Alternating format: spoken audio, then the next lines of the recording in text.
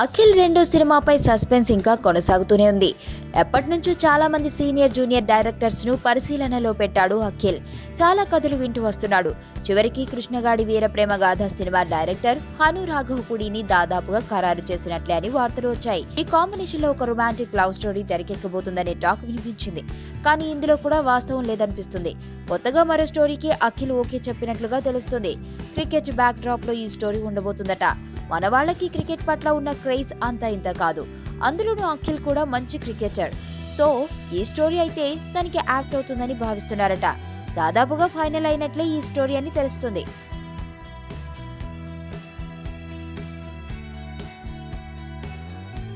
ఒక young director ఈ సినిమాని తెరకెక్కించే అవకాశాలు ఉన్నాయి.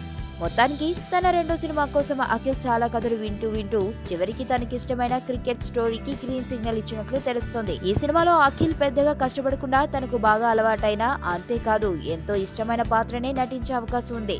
ఈ పాత్రలో అఖిల్ నటిస్తాడు అనే కన్నా జీవిస్తాడు అనడంలో అతిశయోక్తి కాదనిపిస్తోంది.